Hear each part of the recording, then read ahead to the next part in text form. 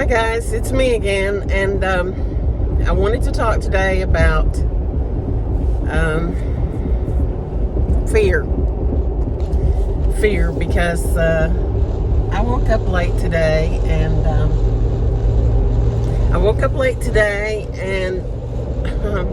it started me thinking about anxiety and fear, and I'm trying to do this thing right. Let's see if I can do that a little better. Okay. I have lived the majority of my life based on fear. Fear of what people will think, fear of what people will say, fear of what people will do. I mean, all the social norms are, I try to drive the speed limit because I have fear that if I don't, I'm going to get a ticket. And I have gotten tickets, and that's taught me, you know, if you don't behave a certain way, there are consequences.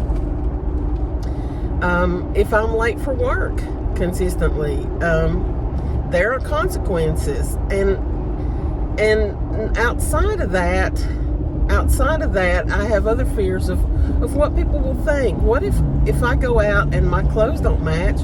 What are people going to think? And sometimes it's things that don't matter. Who cares if I went out in my pajamas and they didn't match, and people thought, my God, what's wrong with that lady that's out in her pajamas that don't match? I don't know those people. Do I care what they think? Apparently, because I don't go out in my pajamas or in clothes that don't match. But there's a point at which I think that we've got to realize, how much is this fear costing me, and how much of it is valid. I told my boyfriend once that I wasn't going to live in fear anymore. Now, I still do drive the speed limit because, I don't actually drive the speed limit, but in certain areas, like on Alcoa Highway, I do drive the speed limit because I don't want to get a ticket, since I got a ticket about a month ago. But other things, not so much. I've worked on this running late because that happens every now and then. Something will happen and I'm late, and I used to get really stressed. What are people going to say? What's going to happen? What are they going to do? I'm going to get there when I get there, and I've let that one go. And I used to be really OCD, and my OCD was like I didn't wash my hands a lot, but it was in the fact that everything in my house had to be perfectly in order. My dishes had to be a certain way. My towels in the closet had to be graduated from the largest to the smallest. Everything had to have a perfect appearance, or what I felt was what in my estimation was a perfect appearance.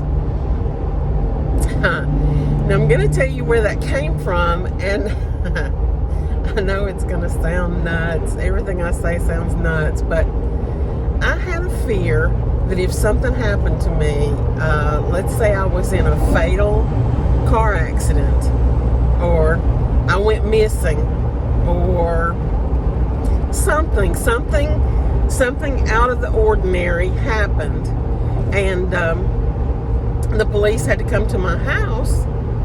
I didn't want them to think, oh my gosh, how did this person live? This is the messiest house I've ever seen. And number one, if I'm missing or dead, do I care what the police think? Really? Apparently I did. Then I had to think, it probably wouldn't be the worst they've ever seen. I guess they've been in hoarders' houses. They've been in lots of other houses. But it was a serious fear for me. It was such a fear that my bed looked perfect when I left. My closets were perfect. There weren't things on the floor. The dishes were all present and accounted for. And it was overtaking a large portion of my life.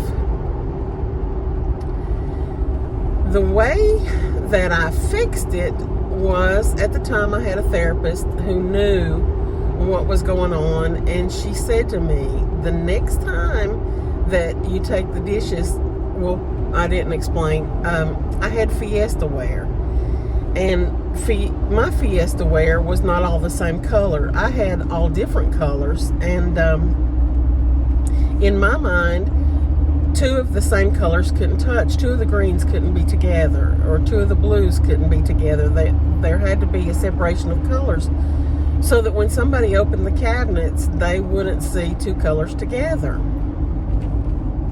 Okay, now, number one, if the police are investigating my murder or my disappearance, they're probably not even going to open my kitchen cabinets. I don't know, maybe they would. But secondly, I had to think, what are the odds that that's even going to happen? So let me get back to her telling me this. There's a couple of different things. I'm probably sounding confusing, but she told me to do that. The next time the dishes come out of the dishwasher, just put them up. And I'm like, not going to happen. Not going to happen. It did happen. I always do what my therapist says. So one time I'm getting the dishes out of the dishwasher, and I'm like, all right, this time I'm just sticking them up there willy-nilly. How they come out, that's how they go. And that was the beginning of the end of my OCD, because it didn't kill me. Nobody even saw. Nobody even cared. It got to where I didn't even care. Now I can put my dishes in there, and it doesn't matter the random order that they happen to be in. And it started with that one small step, and it translated into other things, the closets, and now I can leave the pillows messed up on my bed, and I don't care. But it was a combination of things. It was a combination of starting that, and then she also told me about possibility and probability. And she said, it is a possibility that something could happen to you like that. It is always a possibility that some strange, who knows what, could happen. I mean, it does happen, and the possibility is, I don't know what, that it could happen to me, but what's the probability? Normally, the probability of those things happening is really small. It's probably about the same as my odds of winning the lottery. And I started thinking about that. So a lot of times now, when things start to worry me, when I can grasp it, I take a moment and I think, what are the odds that this is going to happen? What are the odds that what I'm worried about is really going to happen? And usually it's pretty slim, and I'm able to let go of some of the fear. I had a fear the other day. I was trying to reach my boyfriend, and I couldn't get him. Well, then I called him, and he sends back one of those messages that you put automatically on your phone that says, can I call you later? I can't talk right now. Can I call you later? So I'm like, okay, we'll let this go. Then I wait a while, like 45 minutes, and I call again, thinking, okay, whatever it was, he's done. And he didn't answer. And then I get a message from him again saying, I need to call you back later. So in my mind, I'm thinking, what's going on? Who's he talking to? What's so important that he can't answer the phone? What's he doing? And a little later on, about another hour later, he finally calls me and tells me what's going on. And it was an important thing, and it was serious, and it did take time. And I realized that, as I've mentioned before in the personalization video, vlog, whatever, that everything's not about me. everything doesn't have to do with me. And so when I worry, sometimes somebody, actually yesterday somebody wasn't speaking to me, and it's like, are you not speaking to me today? And they're like, yeah, whatever. And I'm like, are you upset with me? And they're like, no.